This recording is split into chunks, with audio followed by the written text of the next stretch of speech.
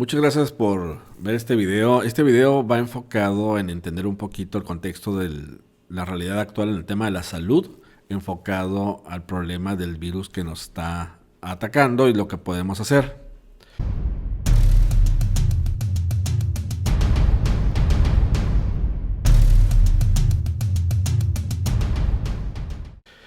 Primero, para poder entender el tema del virus y qué podemos hacer para protegernos o ayudarnos o mejorar nuestro pronóstico o disminuir los riesgos de complicarnos, es entender la salud como tal. Entonces voy a dar un pequeño contexto en el tema de la salud. Primero es entender que hay personas que, aunque tengan muy malos hábitos, no se terminan enfermando de lo que pensamos que se van a enfermar. Podemos ver también personas que se enferman de cosas que no tienen ningún sentido. Por ejemplo, una viejita que le da cirrosis, o la persona que fumó mucho tiempo y nunca le dio cáncer de pulmón. O podemos ver niños que nacieron puros, chiquitos y tienen problemas como oncológicos, o niños que son súper bien protegidos y bien alimentados y les da asma. Y hay niños que son indígenas que normalmente son expuestos a todos los alergenos posibles y nunca desarrollan enfermedades alérgicas. Entonces hay que entender un poquito por qué sucede esto.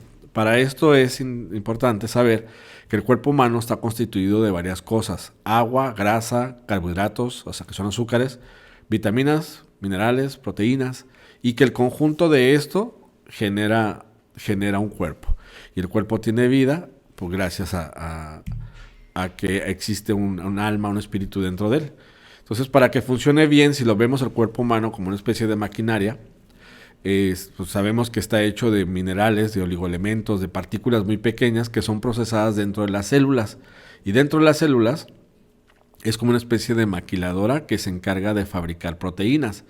Obtiene la materia prima de los alimentos a través de un procesamiento dictado por el código genético. Generan un producto final que viene siendo proteína, ya sea hormonas, músculos, cabellos, piel, uñas, todo esto son proteínas.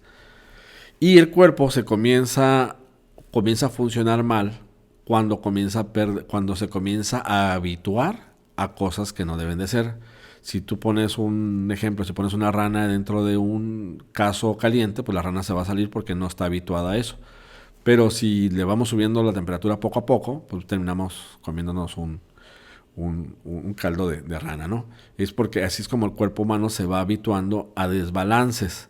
En nuestro cuerpo tenemos desbalances y esos desbalances generan síntomas y esos síntomas nosotros le llamamos enfermedades. Una persona que pierde el balance de los niveles de glucosa le decimos diabético. Una persona que pierde el balance del flujo intestinal decimos que tiene una diarrea. Entonces los balances son clave aquí. Y lo que yo he visto es que el ser humano pierde el balance en 4 áreas.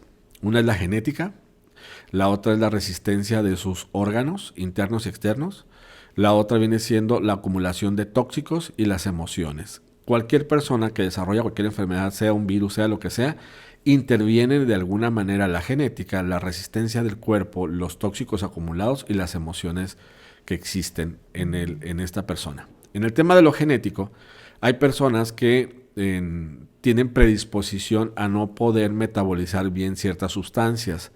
Por eso hemos visto que hay en una aplicación que se llama 23andMe, que es de genética. Tú mandas un examen de saliva y te dice tu información genética, y se ha visto que hay cierta predisposición a ciertos tipos de sangre para ser atacados por este virus o desarrollar complicaciones por este virus. ¿Por qué? Porque debe de haber algún trastorno genético.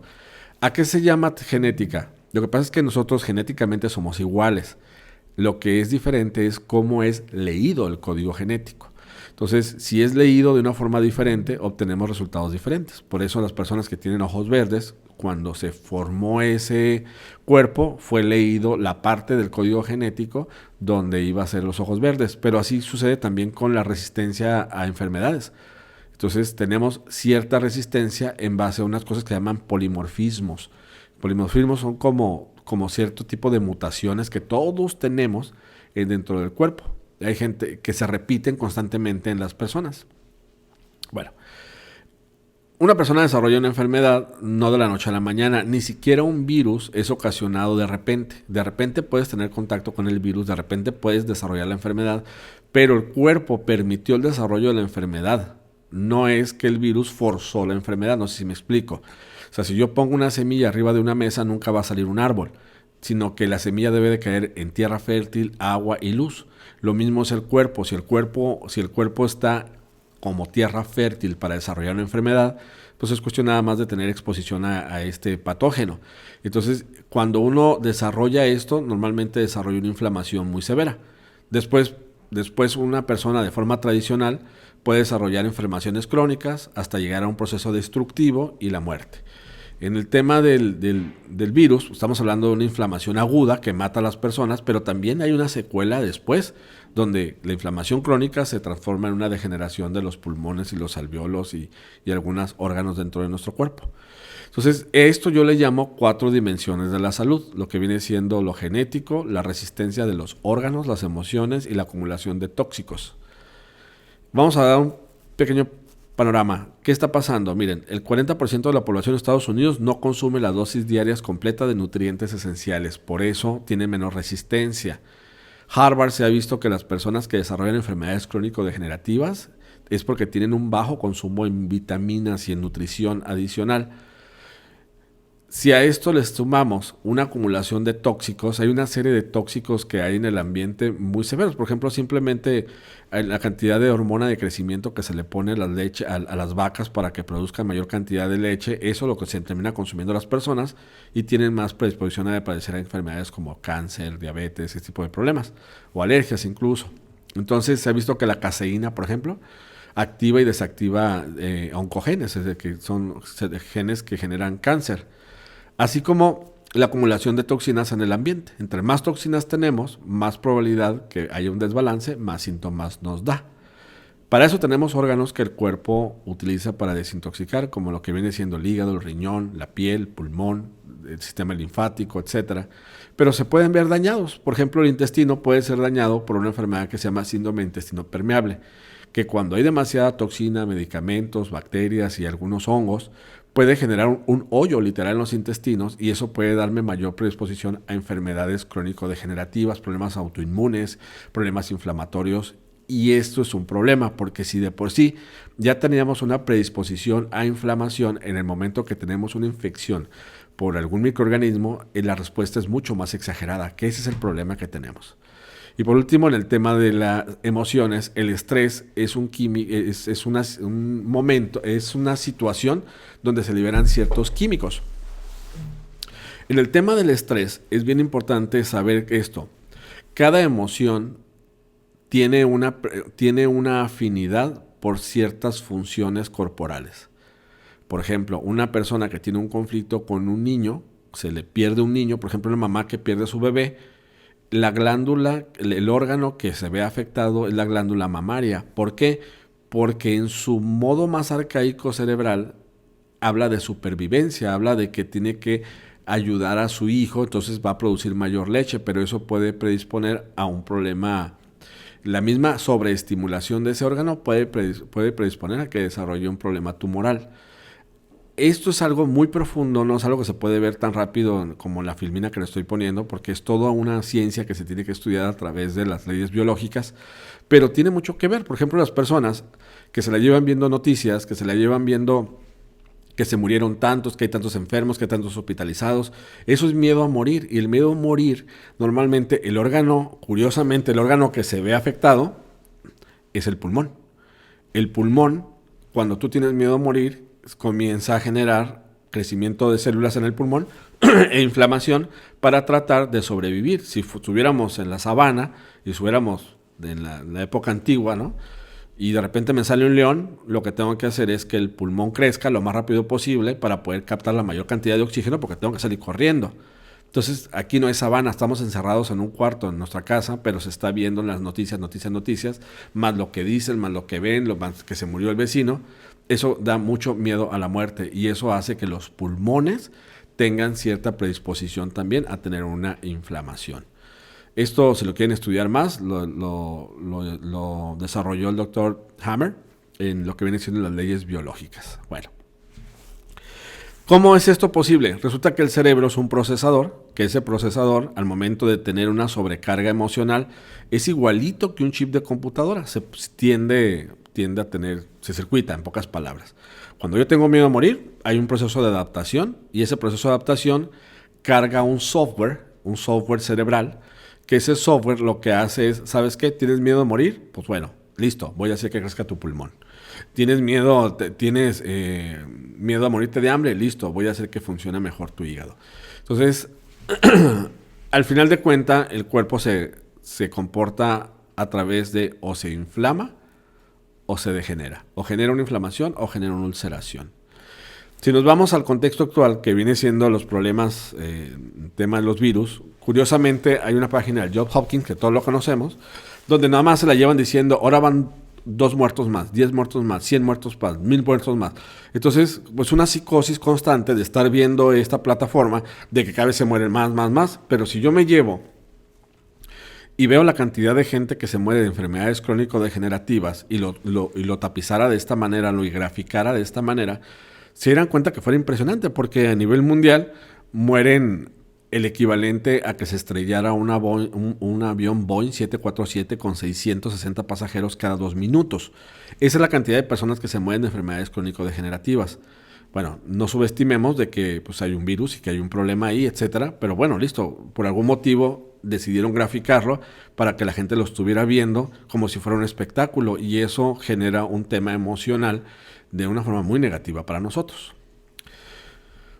¿Cuáles son los síntomas? Yo creo que la mayoría sabemos el tema de los síntomas de este virus, que viene siendo, primero hay un contagio, donde no hay síntomas, simplemente me contagié, y después comienzo a tener sintomatología, que es cuando ya es la enfermedad en sí, que puede ser desde goteo nasal, tos, dolor de garganta, fiebre alta, neumonía, incluso diarreas, problemas para respirar. Estos son los síntomas que se presentan. Normalmente, nosotros tenemos un periodo donde tenemos contacto con el virus y puede oscilar de 24 a 48 horas, incluso una semana, en que me dé los síntomas.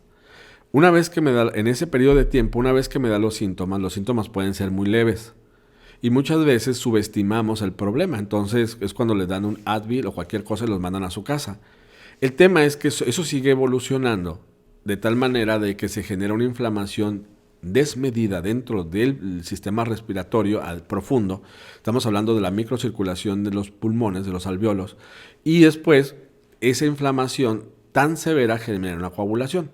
Entonces, obvio, una persona que tiene presión alta, diabetes, tabaquismo, asma, problemas de insuficiencia respiratoria crónica y obesidad, si se infectan con un virus como lo viene siendo este coronavirus, entonces lo que vamos a tener después es pues, deterioro más rápido del estado de salud. La obesidad tiene mucho que ver. ¿Qué común denominador tienen estas enfermedades con respecto al virus, o a la infección? Miren, lo que yo descubrí es esto. Una persona hipertensa, una persona diabética, una persona anciana, una persona con cáncer, son personas que tienen menos cantidad de un órgano o un organelo que está dentro de las células, que se llama mitocondria. Las personas entre más edad tienen menos mitocondrias, por eso la energía baja. Los niños tienen mucha mitocondria, entonces la diferencia entre un niño y un anciano es que el niño tiene muchas mitocondrias y el anciano tiene muy pocas mitocondrias. Y curiosamente se ha visto que el virus tiene la capacidad de entrar y secuestrar el buen funcionamiento de las mitocondrias. Y las mitocondrias son los generadores de energía de la célula. Entonces, si no funciona la energía de la célula, entonces no se defiende correctamente el cuerpo, por consecuencia colapsa el sistema. Lo que he visto es que entre menos mitocondrias tienes, más probabilidad tienes de poderte complicar. Por eso los niños, lo que he visto, mi hipótesis, es que por eso los niños se enferman menos o tienen menos complicaciones que los adultos.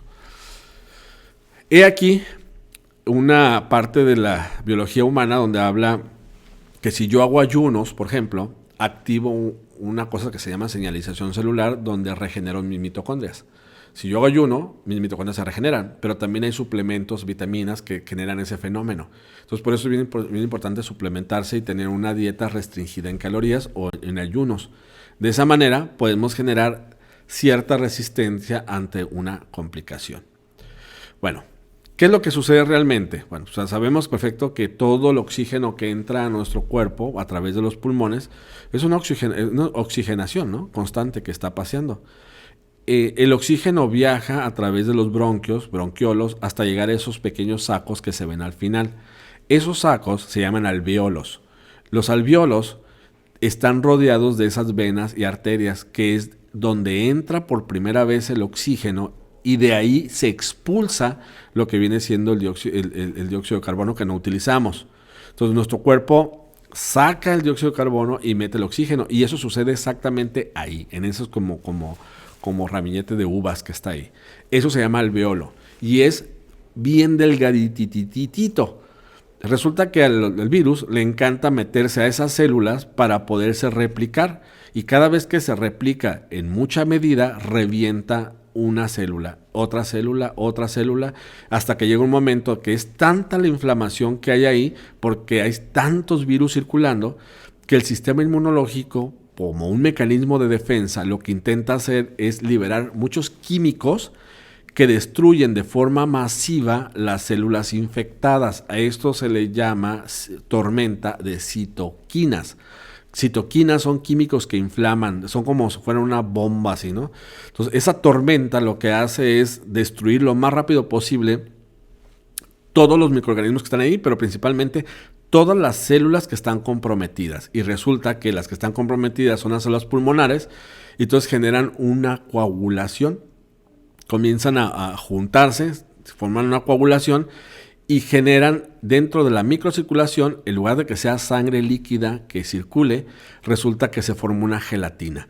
Y esa gelatina es lo que se le conoce como tromboembolia pulmonar o trombosis venosa profunda o todo lo que han escuchado eso. Entonces, por más oxígeno que le metas por un ventilador a una persona, por más oxígeno que le pongas en la nariz, por más oxígeno, pues no funciona. ¿Por qué? Porque está coagulada la sangre dentro del sistema circulatorio pulmonar. Entonces, pues, sí entra al alvéolo, pero no está entrando al torrente sanguíneo porque está coagulada la sangre. Y eso es lo que termina matando a las personas. Por eso es tan importante este dispositivo. Este dispositivo lo que hace es estar midiéndote la cantidad de oxígeno que está circulando en tu cuerpo. Si este dispositivo está marcando arriba de 92, me está diciendo que está normal, 92, 94, 95. Pero si comienzo a ver que comienza a bajar abajo de 90, eso ya me está hablando de que hay una inflamación de los saquitos, de los racimos, de los alvéolos. Ya hay una inflamación. Todavía no hay coagulación, pero ya hay una inflamación. El problema es que si la inflamación continúa, va a llegar un momento que va a existir la coagulación y ese oxígeno, en lugar de estar en 95, 97, se baja a 80, 70, 60, porque ya estamos hablando de que se está coagulando la sangre dentro de los pulmones. Entonces, sacarte de ahí es muy, muy complicado. Por eso es importante estar monitoreando el oxígeno, estar monitoreando los latidos del corazón, estar monitoreando la temperatura y hacer estudios pertinentes en el tiempo prudente. Miren, yo la mayoría de la gente que he visto que se complica es porque subestima la capacidad de complicación que tiene este problema, ¿no? Este microorganismo. Por eso es bien importante hacer ciertas acciones que les voy a explicar ahorita. Primero, hay que hacer el estudio. ¿Qué tan preciso es? Hay muchos estudios que hablan que no hay mucha precisión, hay unos que le salen positivo. En lo personal, yo me he hecho el PCR, me he hecho el antígeno nasal y también me he hecho al mismo tiempo los inmunoglobulinas IgG y IgM en sangre al mismo tiempo y me marcan diferentes cosas. Entonces, la verdad, es una indicación que te dan para poder saber si estás infectado o no, pero realmente yo te diría que te enfocaras más a los síntomas que realmente a lo que te pueda decir el estudio. Aquí viene algo que se preguntan, ¿en qué momento me hago qué estudio? Hay varios tipos de estudios. El de la nariz, hay dos tipos del de la nariz. Uno se llama PCR y el otro se llama antígeno. El PCR, eso es lo que analizan, es algo más profundo, no me voy a meter a detalles, pero podríamos decir que es el que más rápido te puede decir si tú traes un virus. Entonces, eso es en la nariz, te lo toman y te dicen, ¿sabes qué? Estás contaminado. Puede ser que no traigas la infección todavía, pero estás contaminado. Entonces, eso lo marca el PCR. De hecho, también te lo puede llegar a marcar el antígeno nasal, cuando te lo ponen en la nariz. Pero una vez que ya pasan varios días, que ya se comienza a manifestar la enfermedad, En ocasiones el PCR te va a dar negativo y el antígeno también, pero te puede dar positivo los estudios de sangre, que son los de inmunoglobulinas con anticuerpos. Cuando se eleva la M, cuando está elevada la M, quiere decir que tú traes la infección en activo. Ya no nomás estás contagiado, ahora estás con la enfermedad y estás contaminando a otras personas cuando está elevada la IgM. Después de un tiempo de estar enfermo, el cuerpo genera anticuerpos y comienza a elevarse las defensas que son de la memoria, que es la IgG. Entonces te vas a dar cuenta que la IgG comienza a subir y la IgM comienza a bajar. Cuando está arriba la IgG, está abajo la IgM, estamos hablando que tú ya tienes defensas. Es como si te hubieras vacunado, para que me entiendas. El tiempo que te dura esa defensa, pues dicen que es de 8 meses a 6 meses, una cosa por el estilo. La verdad todavía no se sabe muy bien. Entonces por eso existen este tipo de estudios que te vas a dar cuenta que sale IgG e IgM. IgM es de matar, quiere decir que ahorita estás infectado y estás contaminando. La IgG quiere decir que es memoria. Si está la M apagada y la G está encendida, quiere decir que ya pasó. Si está la IgM elevada y la IgG está apagada, quiere decir que está ahorita. Y si están las dos prendidas, quiere decir que está pasando las dos cosas al mismo tiempo.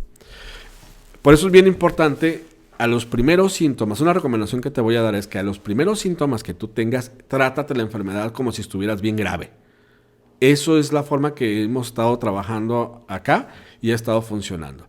Entonces, eso de que no, la mayoría de la gente no le va a dar grave. Sí es cierto, el gran porcentaje de las personas no les va a dar, no se va a complicar. Pero ¿qué tal si tú eres esa persona que sí se va a complicar? Pues yo creo que vale la pena tomar precauciones adicionales. Más vale que eso sobra que falte. Entonces, aquí es donde se tiene que utilizar esteroides, que lo viene siendo corticoides, lo que viene siendo dexametasona, lo que viene siendo prednisona, cualquier esteroide, porque es un antiinflamatorio. Acuérdate que lo que hace que se coagule la sangre es una inflamación fuera de control. Pero si nosotros controlamos la inflamación en todo el proceso, entonces no va a existir esa explosión de químicos que coagulan la sangre. Por eso los corticoides son tan importantes. Esto es el protocolo que estamos utilizando y funciona y ha estado funcionando bien. Es tomar una aspirina diaria, aplicarse una dexametasona si el problema ya está, si ya está implementado, ya trae sintomatología, utilizar prednisona 50 miligramos y utilizar antiinflamatorios como naproxen, antiinflamatorios. Ya por más tiempo, esto fue muy polémico, ahorita ya se sabe que la ivermectina y también la citromicina para evitar la infección y la inflamación que pueda haber a nivel pulmonar. Cuando los casos están súper mega complicados, ahí ya hay, cuando la oxigenación ya anda abajo, ya anda en 70, la persona está batallando mucho para respirar, está bien insuficiente, eso ya es de hospitalización. Automáticamente hay que ir al hospital a que hagan tratamientos de salvación. Y normalmente al que le ponen el ventilador se termina muriendo porque el problema es que trae coagulada la sangre en los pulmones. Por eso es bien importante no dejar que avance tanto. Hay varios tratamientos que están utilizando que funcionan, por ejemplo, como lo que viene siendo el plasma. Cuando una persona ya le dio la infección y trae anticuerpos, a mí me ponen el plasma de esa persona, los anticuerpos de esa persona van a matar el virus inmediatamente. Entonces me van a frenar el proceso de complicación. Pero si yo traigo una tormenta de citoquinas, pues esto no va a ayudar mucho. Entonces tiene que utilizar los antiinflamatorios y hay que utilizar anticoagulantes. Pero eso ya lo tiene que hacer un médico. Hay un tema polémico a nivel mundial que es la utilización del cloro, que si funciona, que si no funciona, que si es bueno. La realidad de las cosas es que a mí me ha tocado ver muchos casos de gente que le funciona perfectamente bien. Yo no he visto ninguna persona que se haya complicado con todo lo que dicen que se ha complicado. Se ha utilizado, tiene muchos años utilizándose esto, no nomás para este problema. Y la verdad yo los invito a que entren a esta página y que analicen la información por ustedes mismos y se den cuenta que hay bastantes testimonios. Bueno, medidas que hay que hacer, o sea, mantenerse sano, hacer ejercicio, lo que viene siendo la higiene que se quiere hacer, utilizar cubrebocas y todo lo que tenga. El tema del cubrebocas, que si es bueno, que si no es bueno. Mira, si vas a estar en un lugar muy aglomerado, la realidad es cosas que póntelo. Ya cuando estás en la calle no tiene caso, cuando estás manejando en tu carro no tiene caso, cuando estás en tu casa no tiene caso. Es cuando vayas a un lugar donde crees que pueda haber un riesgo de contaminación, pues ponte un traje espacial si quieres. Pero no cuando estés en tu casa, no tiene sentido. Y por supuesto acudir al médico cuando debe de ser, o sea, lo más rápido posible, para que tengan qué es lo que se debe y no se debe de hacer. Bueno, espero que esta información, en base al modelo de las 4 dimensiones de la salud, te dé un panorama general de qué es lo que se debe de hacer. No tengo la verdad absoluta, están saliendo mucha información. De hecho, está en el tintero el tema de la vacuna, si me la pongo, si no me la pongo. La verdad es a criterio de cada quien. Yo no te puedo decir si sí, si no. La verdad es que todavía hay tiempo porque están experimentando en nosotros y como se necesita, pues ahí está. Ya cada quien tendrá su versión de este tema, ¿no? Yo creo que en algún momento nos van a exigir a todos esto, nos van a comenzar a limitar en ciertos beneficios si no lo hacemos. Entonces, pues ya, es lo que te puedo decir. Pues muchas gracias por ver este video. Espero que te haya gustado la información y te haya ayudado. Y cualquier cosa que necesiten, información o preguntas que tengan, me lo pueden hacer a través de mis redes sociales. Ahí está mi página de internet. Nos vemos. Chao.